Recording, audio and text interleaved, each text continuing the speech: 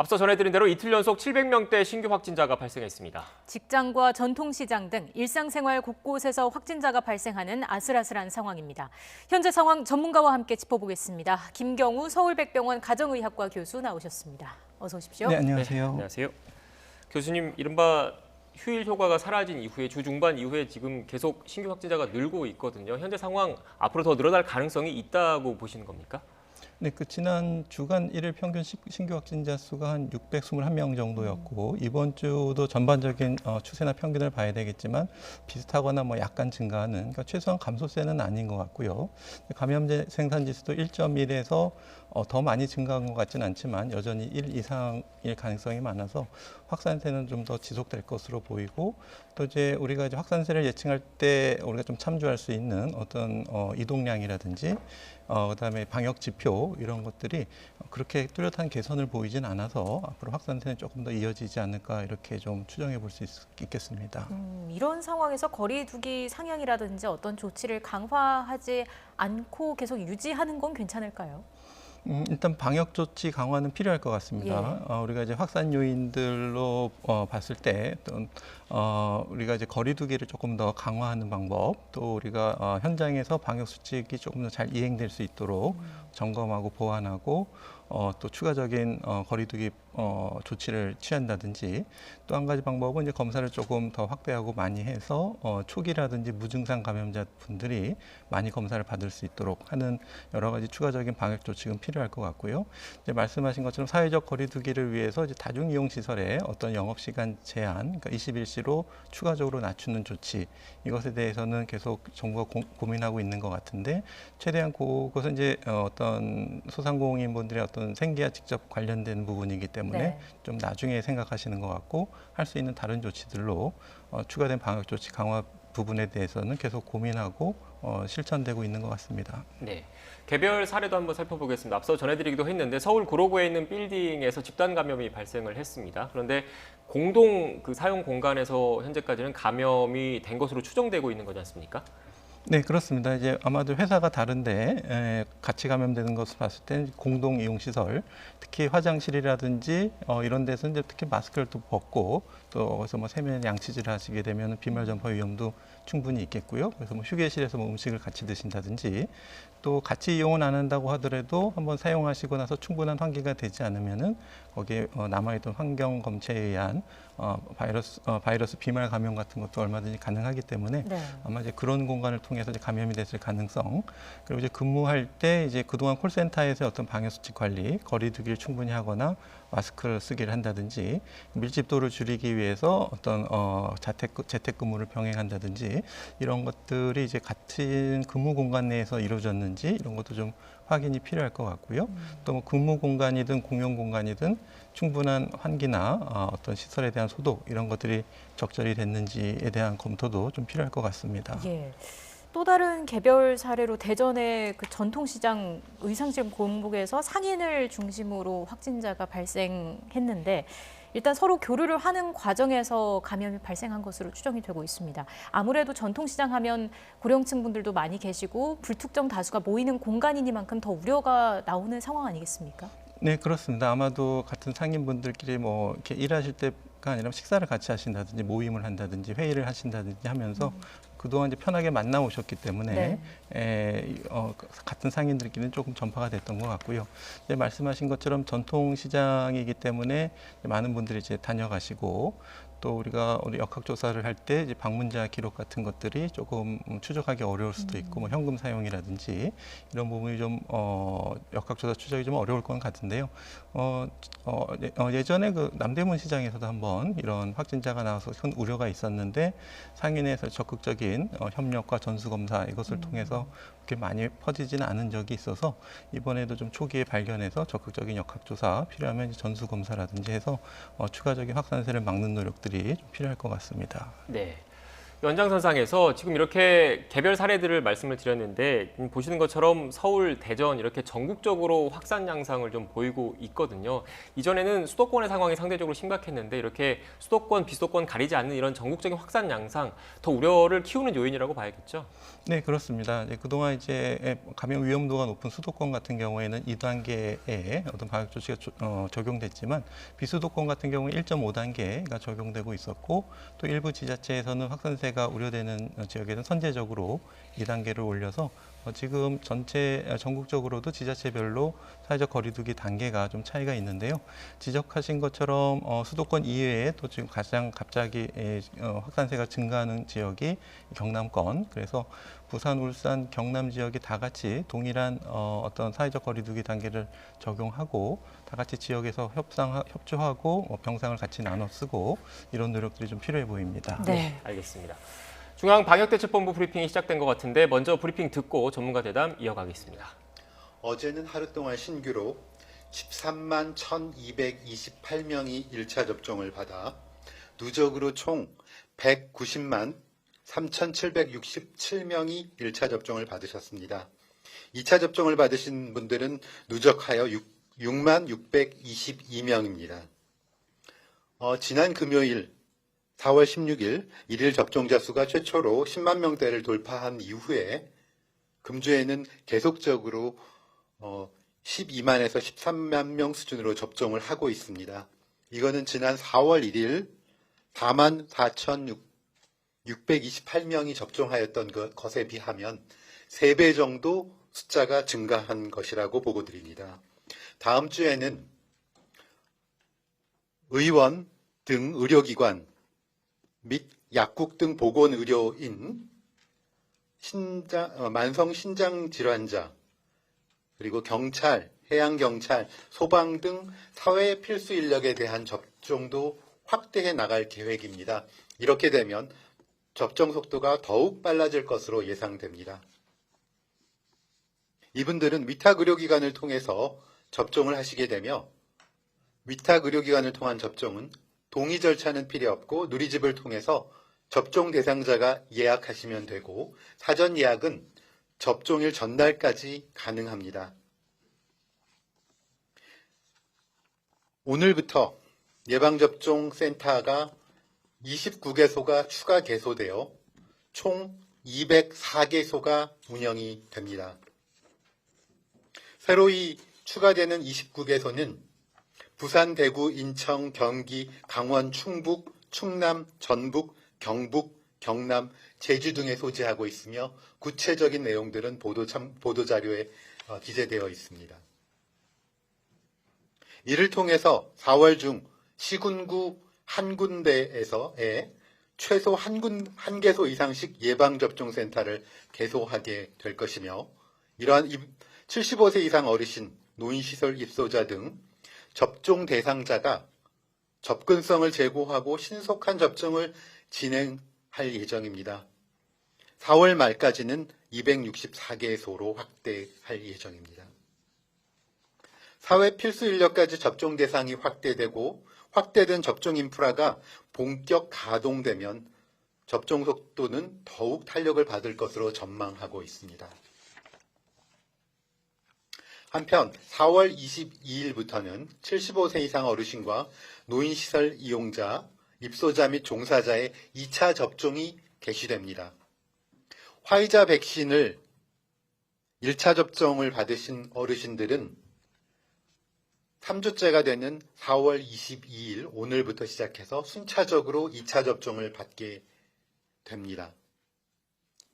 2차 접종 첫날인 오늘은 4월 1일 접종을 시작한 전국 49개 예방접종센터 중 46개 예방접종센터에서 75세 어르신 등 약 19,000여 명이 2차 접종을 받으실 것으로 예상되고 어르신들의 이러한 것들을 통해서 어르신들의 감염 예방 및 일상 회복에 한 걸음 더 다가갈 것으로 기대하고 있습니다. 다음은 안전한 예방접종 및 이상 반응 관련되는 내용을 말씀드리겠습니다. 유럽의약품청 EMA의 안전성 평가위원회는 지난 4월 20일 얀센 코로나19 백신 접종의 혈소판 감소증을 동반한 희귀혈전증 관련하여 안전성 평가를 한 결과를 발표하였습니다. EMA는 혈소판 감소증을 동반한 희귀혈전증은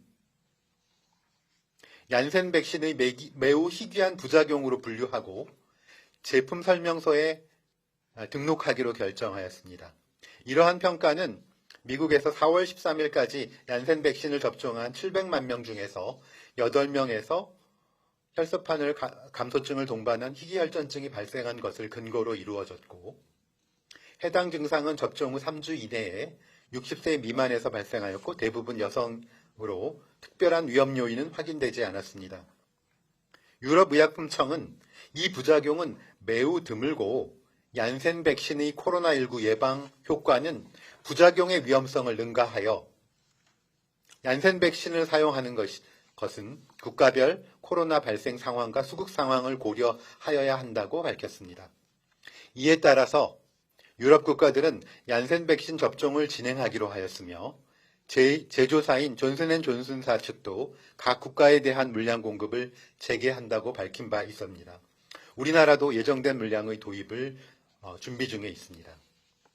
현재까지 국내 이상반응 의심 사례 신고율은 전체 예방접종 196만 4,389건 중 0.65%인 12,000여 건이 12,732건으로 접종 시작 첫 주에서는 이상반응 신고율이 1.81%였는데 지난주에는 이상반응 접종 신고율이 0.13%로 전반적으로 감소하는 추세입니다.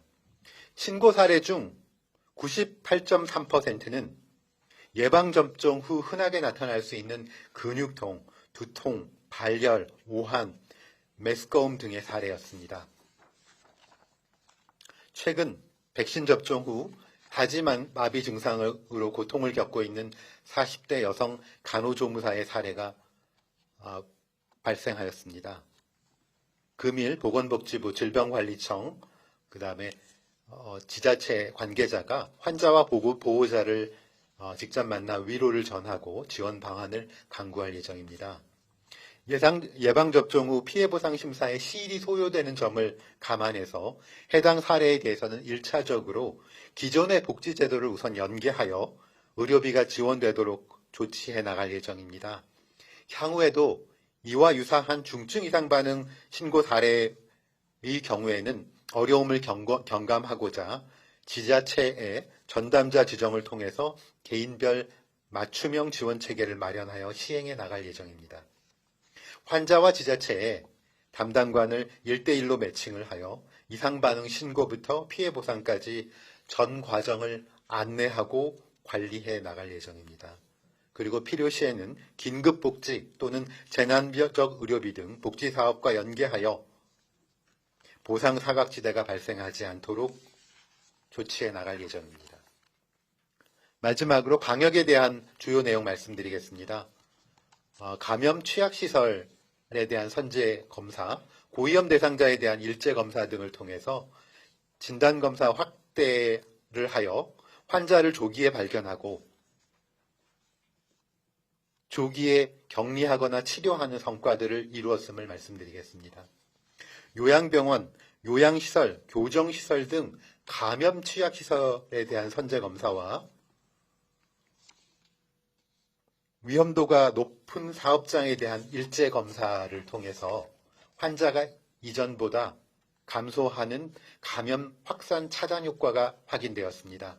감염 취약시설에 대한 선제검사의 경우에는 작년 10월부터 12월까지의 권고기간에 비해서 작년 12월부터 금년 3월까지 진행되었던 선제검사 기간 동안에 확진자가 감염시설 2,431명에서 1,590명으로 크게 감소한 것으로 나타났습니다.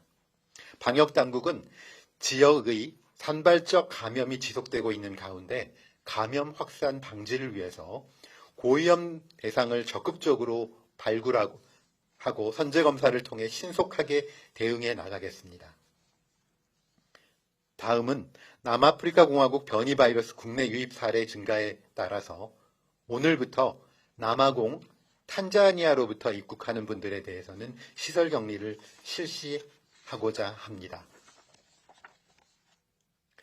질병관리청은 최근 통계에서 보여드리는 바와 같이 예방접종의 환자 감소 효과가 드러난 만큼 접종 순서가 도래한 대상자들의 적극적인 예방접종 참여를 당부드립니다.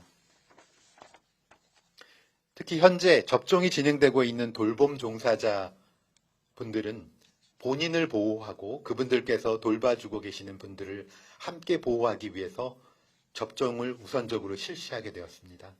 정부는 접종할 수 있는 기간들을 확충하고 접종에 대한 안내도 계속적으로 진행하여서 접종 참여도를 높이기 위해서 더욱 노력해 나갈 것입니다. 예방접종은 우리의 건강을 지키고 코로나19 위험군과 이웃의 건강까지 보호하여 우리의 소중한 일상회복을 앞당기는 가장 확실하고 과학적인 수단입니다. 가족이나 자녀분들께서도 어르신들의 건강을 위해서 코로나19 예방접종을 놓치지 않도록 잘 챙겨주실 것을 다시 한번 부탁드립니다. 접종 순서가 오면 건강 상태가 좋은 날 안전하게 예방접종을 받아주실 것을 당부드립니다. 예방접종 후에도 마스크 착용, 거리 두기, 손 씻기 등 방역수칙을 계속 철저하게 지켜주실 것을 부탁드립니다.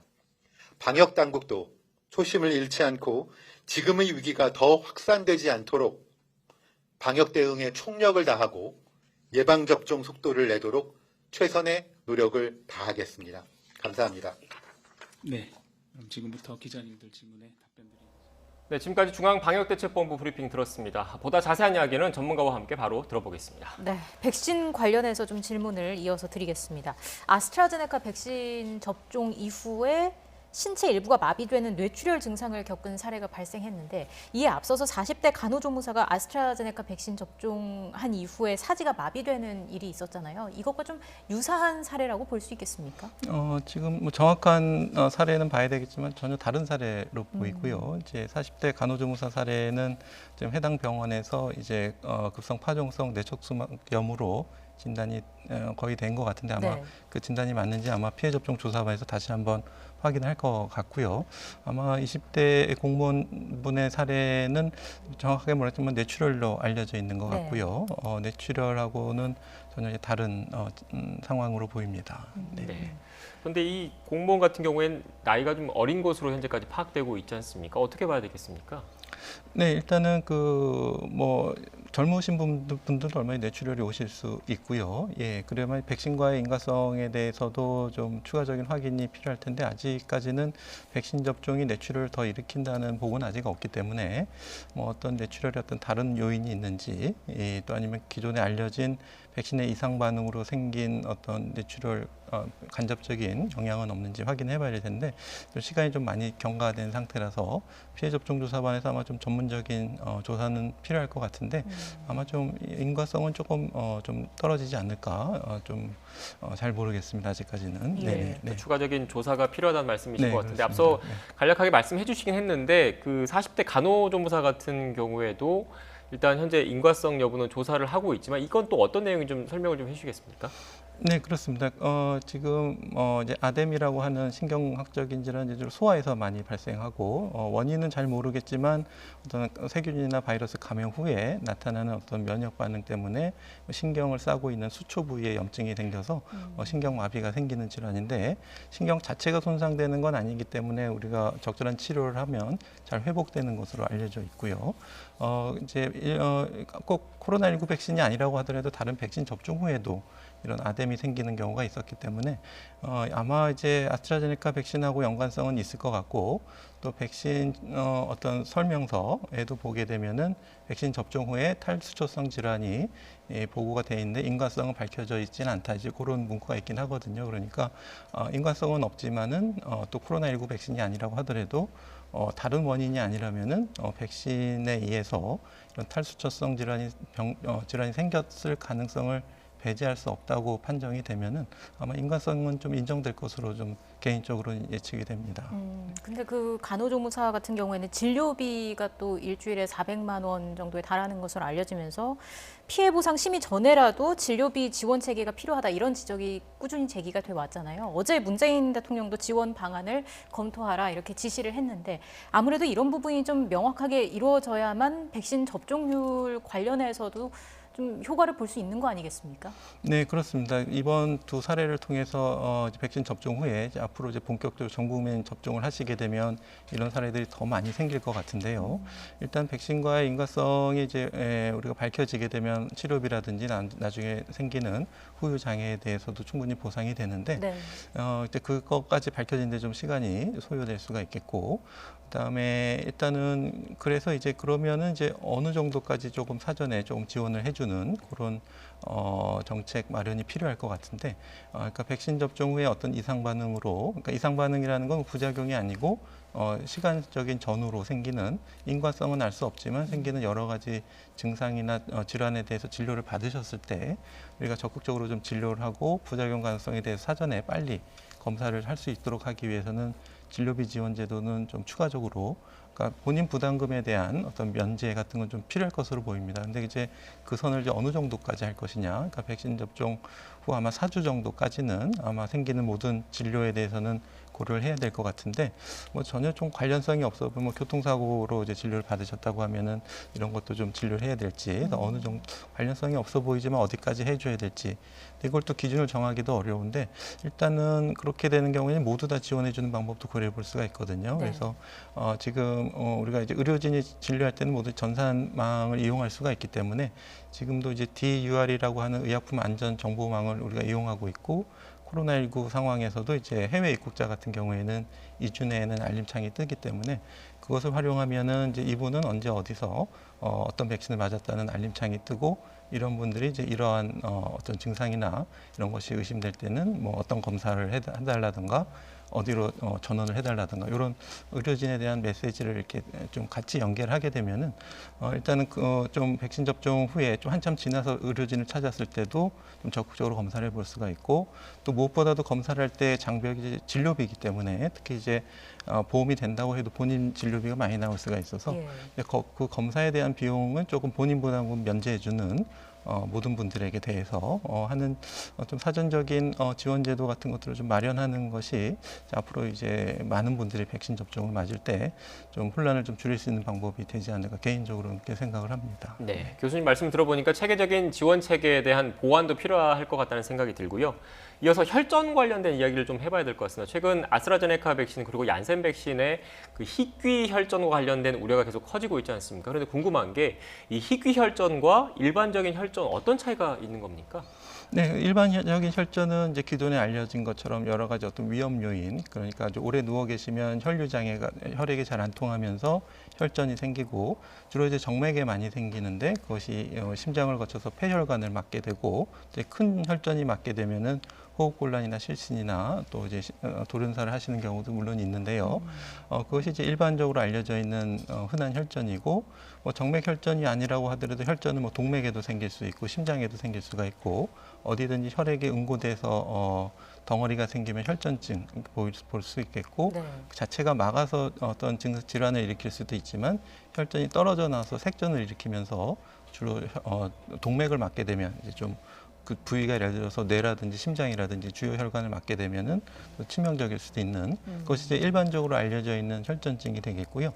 지금 백신 접종 후에 나타나는 특이하게 나타나는 희귀 혈전증은 발생 빈도도 적고 물론 이제 그 코로나19 백신 접종 이전에도 이런 희귀 혈전증이 유전적으로 혈액 응고 인자 수치가 높거나 항응고 예방 수치가 좀 떨어져 있는 분들에게서 특이하게 뇌정맥동이라든지 내장정맥에서 생기는 경우가 있어 왔는데 백신 접종 코로나19 백신 접종 후에 조금 더 많이 증가하는 것 같아서 연관성이 있다. 지금 이렇게 보고되고 있어서 빈도수는 이제 유럽의약품청에서 밝힌 것처럼 2,500만 명 중에 한 86명 정도니까 100만 명당 한 서너 명 정도의 확률로 매우 드물게 나타날 수 있는 그런 혈전이 이제 특이혈전증이 되겠습니다. 예. 교수님 마지막으로요. 이렇게 백신 수급의 어떤 불확실성으로 인해서 최근 러시아 스푸트니크 V 백신에 대한 관심도 높아지고 있습니다. 국내 도입 필요성에 대해서는 어떻게 생각하시는지요? 네, 물론 이 과학적인 데이터를 검증해서 안전성과 효과성이 있다면, 그리고 또 국내에서 이제 빨리 좀 생산이 가능하다면은 도입을 검토해 볼 수가 있겠는데요.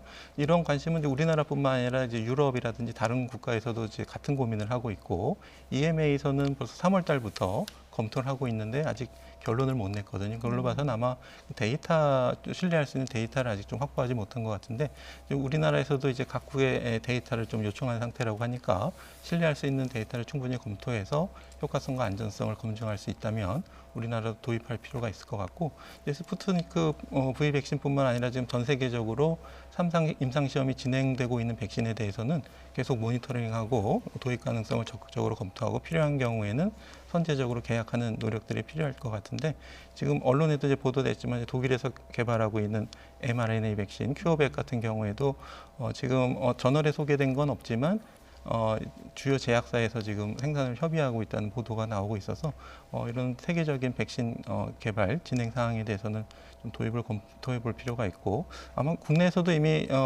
검토단이 있다면은 충분히 가능성을 검토하고 있고, 세계 유수의 제약사, 바이에라든지 노바티스, GSK 이런 공장과 협력해서 우리나라에서도 위탁 생산한다든지 이런 준비를 하고 있는지 확인이 좀 필요할 것 같습니다. 네, 미리미리 준비를 해야 된다는 말씀이셨던 것 같습니다. 지금까지 김경우 서울백병원 가정의학과 교수와 함께 코로나19 관련된 이야기 나눴습니다. 오늘 말씀 고맙습니다. 고맙습니다. 네, 감사합니다.